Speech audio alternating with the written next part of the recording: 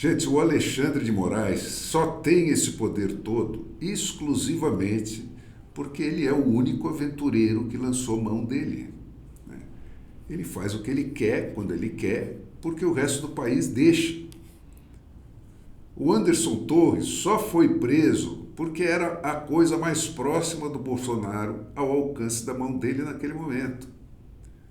E daí para frente é esse negócio, né? No dia das mães ele solta algumas mães, né? No dia das mulheres ele solta algumas mulheres. Não tem explicação racional para nenhum dos atos dele. É tudo violência pura para frente ou para trás. Mas a mesma coisa que fez ele subir pode fazer ele descer. Tudo que é preciso é que alguém se disponha a enfrentá-lo. É aquela coisa, gente, diante da barbaridade das barbaridades que ele perpetra, né, o choque é tal que falta absolutamente uma ação concertada. Ninguém sabe para onde se virar, ninguém fala a mesma frase.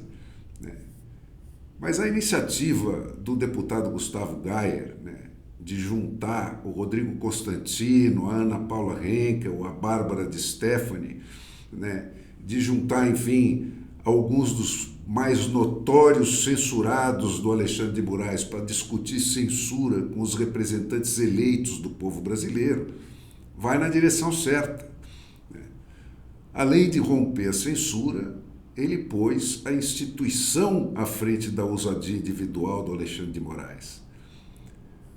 E com isso, uma sessão da Câmara, uma até ontem corriqueira audiência pública na Câmara dos Deputados, adquiriu um caráter revolucionário. E esse é o ponto a que o Brasil chegou. A estratégia das PECs do STF, dos projetos de emenda constitucional do STF e das presidências das duas casas do Congresso, que eu venho propondo e que você pode conhecer na minha gravação de ontem, que está aí embaixo, obriga o indivíduo Alexandre de Moraes a enfrentar a instituição Congresso Nacional. E isso, gente, requer muito mais coragem do que atacar o Zé Trovão, o Daniel Silveira ou o Roberto Jefferson.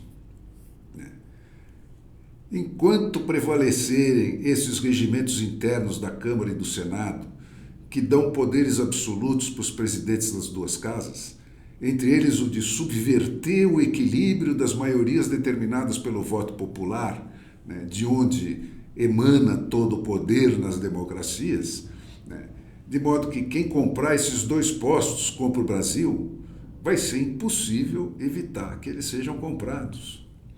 Nenhum valor é alto demais para alguém ficar dono do Brasil. A Folha de São Paulo traz hoje um artigo do diretor de engenharia do Google para a América Latina, seu Berthier Ribeiro Neto.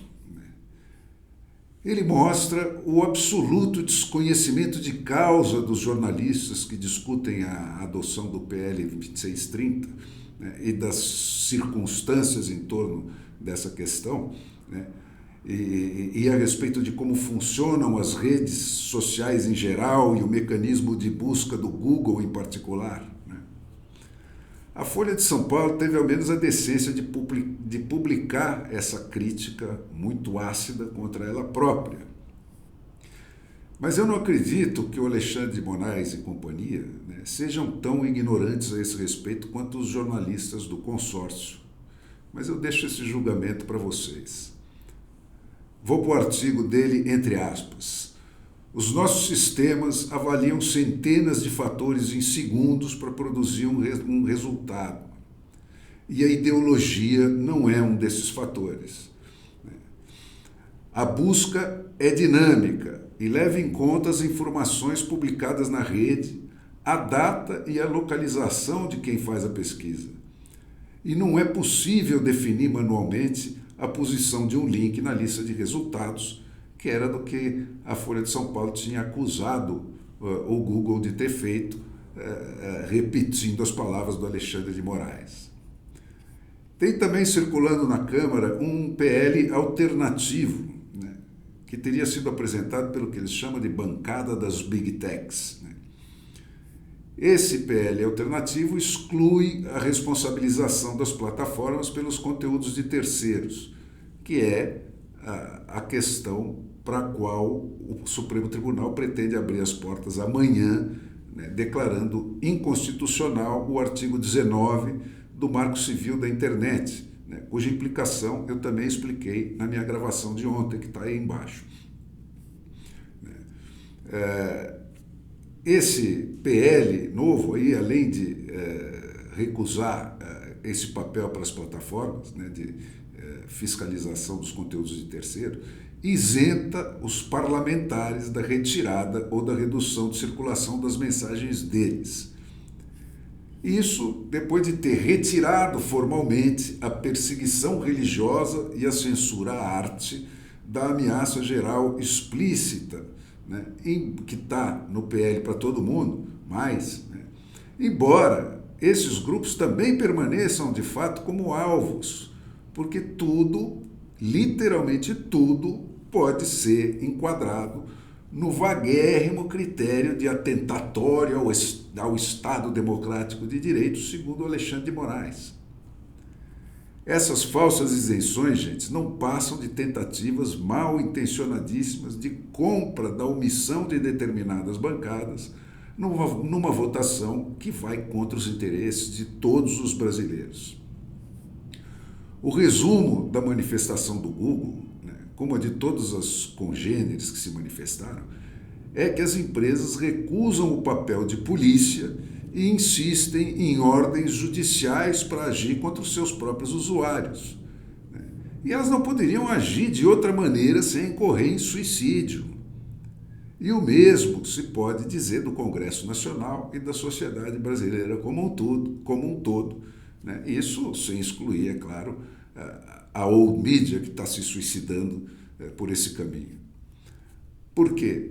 Porque na democracia, segundo Alexandre de Moraes, né, desinformação é, por exemplo, fazer qualquer menção à biografia real do Lula, né? Discurso de ódio é dizer do Supremo Tribunal ou de qualquer petista o que eles dizem a toda hora da ultradireita radical, que é todo mundo menos eles mesmos, né?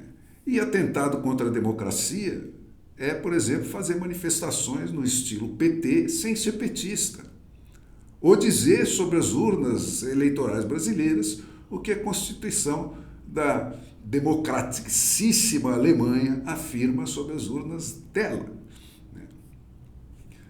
Gente, a questão a que esse projeto de lei volta com 300 anos de atraso é, para resumir, a seguinte: punição sumária com base na vontade de alguma majestade ungida de Deus, ainda que magnânimo bastante para isentar esse ou aquele grupo privilegiado, ou o devido processo legal, segundo regras impessoais e válidas igualmente para todo mundo, que dividiu a história da humanidade em antes e depois da barbárie.